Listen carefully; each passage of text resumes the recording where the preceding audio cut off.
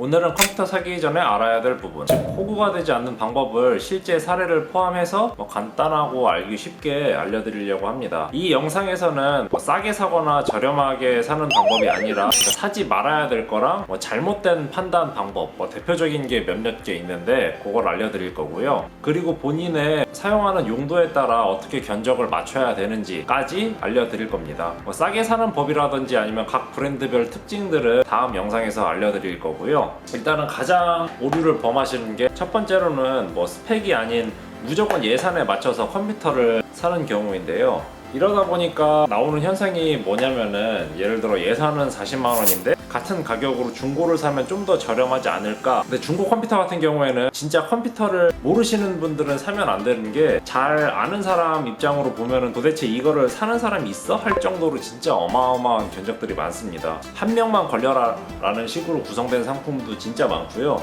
예를 들어서 1세대 i5 이라든지 이런 거에 그냥 그래픽 카드를 끼고 이거 게임용 컴퓨터라고 파는 경우가 있어요. 요거 아는 사람은 절대 안 사죠.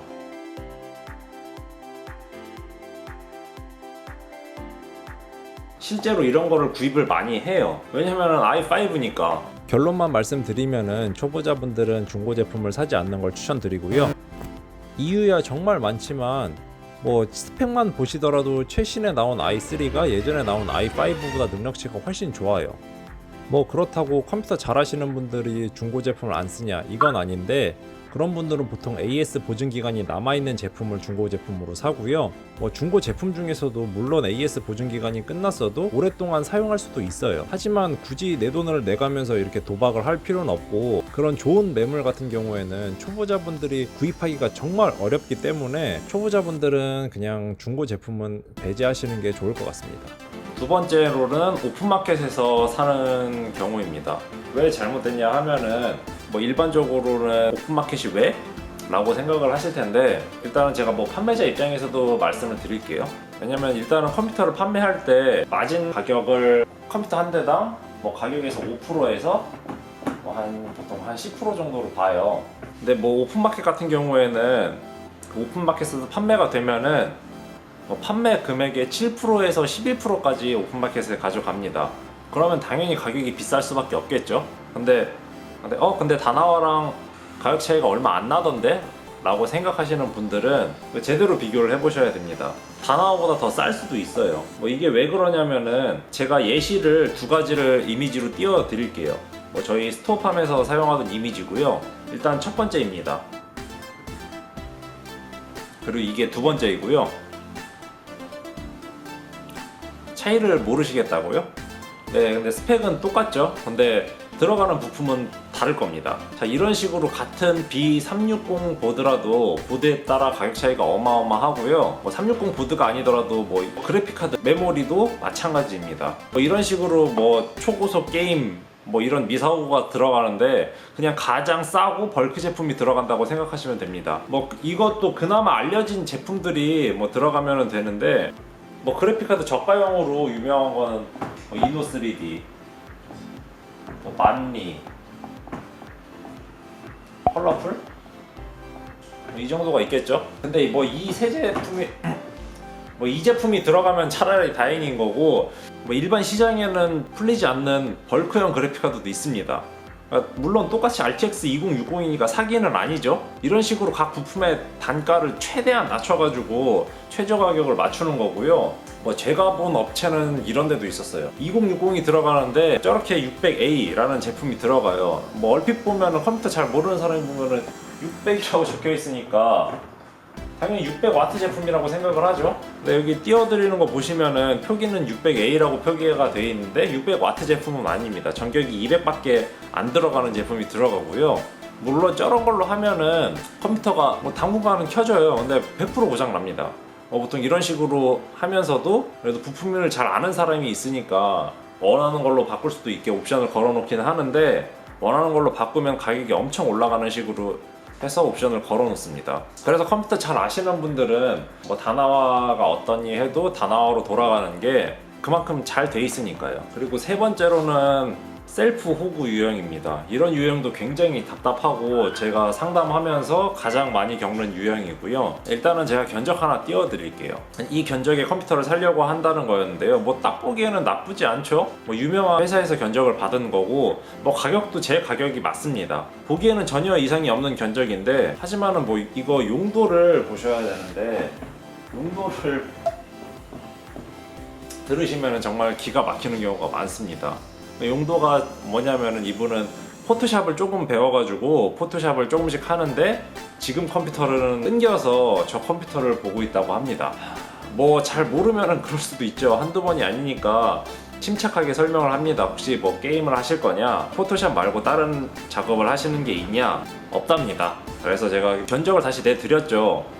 포토샵 같은 작업은 위까지는 필요 없다. 그리고 이것만 해도 충분하다. WD 그린 같은 경우에는 SSD가 D램도 없고 저가형이라 고장도 잘 나고 오히려 작업에 집중하고 자료를 살리실 거면은 SSD를 좋은 걸 쓰고 어차피 컴퓨터 자체는 요걸로 해도 끊기는 게 없어서 이게 더 작업에 낫다. 그리고 이 컴퓨터도 작업에 과하다 라고 설명을 드렸으나 뭐 물론 쥐뿔도 안 먹히죠. 자기는 전혀 끊김 없이 사용을 해야 되고 듀얼 모니터를 쓰셔야 됩니다. 제가 듀얼 모니터를 몰라서 저렇게 짜드렸군요. 이런 분들은 뭐 오프라인 매장을 방문하면은 80만원짜리 견적을 170만원에 사갈 수도 있어요. 왜냐면 컴퓨터를 모르시니까. 이런 매장이 아직까지도 많고요. 제가 뭐 동네 컴퓨터 가게나 아니면 제가 컴퓨터를 배웠던 업체만 해도 그렇고, 왜냐면 어차피 이분이 쓰는 용도 컴퓨터를 50%도 활용을 못하니까 당연히 끊길 리가 없고 만족도는 더 높겠죠? 그래도 용도에 맞게 더 저렴한 걸 구입해가지고 쓰는 게 낫지 않냐 라고 말씀을 드리면은 이런 분들이 항상 꼭 하는 말이 어차피 살 거 비싼 거 사면 좋지 않냐 이거예요. 뭐 답답하죠. 그리고 뭐 제가 이런 식으로 설명을 드리면은 오히려 이상한 사람으로 취급을 하죠. 왜냐면은 제가 170만원짜리 사러 왔는데 80만원짜리를 추천해준다 이거죠. 아시는 분들은 보시겠지만 이것도 사실 과해요. 이 견적도. 뭐 결국은 이런 분들은 처음에 컴퓨터를 본 그쪽에서 구입을 하게 되죠. 그나마 다행인 거는 뭐 인터넷에서 사서 제값인 컴퓨터를 뭐 산 거 정도겠네요. 근데 뭐 이런 거 말고도 저희 매장에서 뭐 AS로 방문하시는 분들 중에서 뭐 이런 분들도 있었어요. 그냥 방송용 컴퓨터라고 하니까 그냥 동네 매장에 갔다가 320만원 주고 구입을 했는데 뭐 제가 말씀을 안 드렸는데 케이스는 한 20만원대 케이스에다가 안에 부품은 100만원도 안 쓴 것 같은 부품이 다 들어가 있는 거예요. 그마저도 이게 불량이 생겨가지고 저희 매장에 오셨는데 그 업체랑 또 연락이 안 된다고 하시더라고요. 이런 걸 보면 진짜 갑갑합니다. 그러니까 컴퓨터가 끊기는 이유는 작업하시는 사용량에 비해서 CPU 보통 끊기는 이유가 이거예요. 예를 들어 CPU는 지금 쓰고 있는 게 10의 힘을 낼 수 있는 CPU를 쓰고 있어요. 근데 내가 작업을 이 CPU 힘이 11짜리 11의 힘에 필요한 작업을 하게 되면은 당연히 과부하가 걸리니까 끊기게 되겠죠. 근데 뭐 극단적으로 얘기해서 뭐 최신에 나오는 CPU는 아무리 저렴한 CPU라고 해도 최저 30의 힘을 가지고 있고 뭐 돈을 주면은 뭐 100에서 뭐 많게는 1000까지 힘을 낼 수 있는 CPU들이 많아요. 근데 이 11회 작업을 하시는 분들이 뭐 이런 CPU를 쓰실 필요가 있을까요? 그래서 이런 거는 사실은 감을 잡기도 어렵고 뭐 어떤 작업을 할 때 뭐 이런 자원이 얼마나 들어가냐 이런 데에서는 감이 안 오시죠. 그래서 일단은 제가 그것도 알려드리려고 영상을 찍은 거고요. 그리고 뭐 이거 쓰는 작업 중에 대표적인 게 게임이죠. 사실 뭐 게임이라고 하면은 일반 사람들이 뭐 쓰기에는 가장 고사양 작업이라고 할 수 있고요.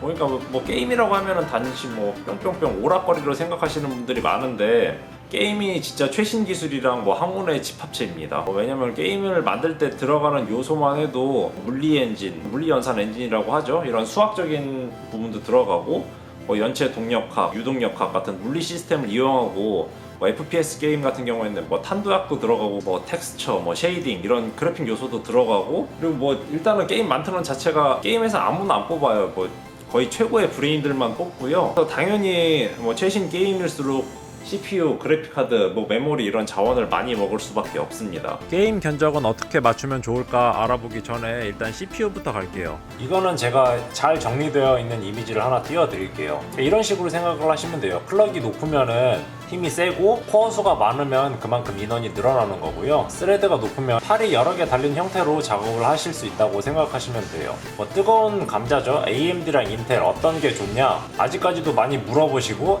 AMD 나아지지 않았냐? 뭐 이런 식으로 물어보는데 인텔을 택하는 사람은 왜 인텔을 택하고 AMD를 택하는 사람들은 왜 AMD를 택하는지 그 이유를 제가 상세하게 설명을 해 드릴 거예요. AMD는 인텔 동급에 비해서 코어나 스레드가 좀 많습니다. 간단하게 예시를 들으면은 인텔 메인 모델인 i5 9400F랑 AMD 메인 모델인 2600 같은 경우에는 AMD가 가격이 좀 더 저렴함에도 스레드 수가 좀 많고요. 근데 아직까지는 뭐 인텔이 좋다는 말이 있는데 그거는 무슨 얘기냐 라고 하시면은 인텔 CPU 같은 경우에는 AMD보다 단일 클럭이 높아요. 그래서 게이밍 환경에 좀 더 최적화가 되어 있는데 단일 클럭이 높은 거랑 게이밍 환경이랑 무슨 상관이 있냐 라고 의구심이 드시는 분들이 있을 거예요.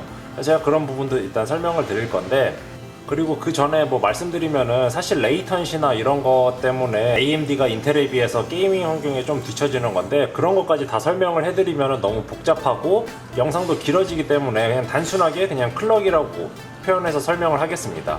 오버워치는 3코어, 배틀그라운드는 6코어 이런 식으로 지원을 합니다. 게이밍 환경에서는 아직까지는 모든 코어랑 스레드를 다 사용하는 게임이 많이 없어요. 그래서 코어랑 스레드가 많은 것보다 단일 클럭이 높은 인텔이 좀 더 게이밍 환경에서 유리하다라고 생각을 하시면 될 것 같고요. 제가 이걸 찍은 이유도 게이밍 말고도 여러분들의 하시는 용도에 따라 컴퓨터 맞추실 수 있게 찍는 영상이기 때문에 뭐 많이 하시는 작업이라고 하면 요즘에 유튜브 때문에 영상 편집 많이 하시죠?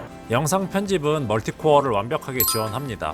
게임과는 다르게 클럭보다는 코어, 스레드의 영향을 많이 받습니다. 그러면 인텔과 가격 대비 코어랑 스레드가 높은 라이젠으로 가시면 되겠죠? 이런 식으로 선택을 좁혀나가시면 됩니다. 자, 다시 게임으로 돌아가서 게임은 어떻게 선택을 해야 하냐 하면 i5 9400F로 오버워치를 돌린다고 하면은 아직 3코어분의 여유가 남아있으니까 음악을 듣던 인터넷 창을 띄우던 여유가 남겠죠. 배틀그라운드 같은 경우에는 6코어를 모두 사용하니 CPU에 여유가 없겠죠.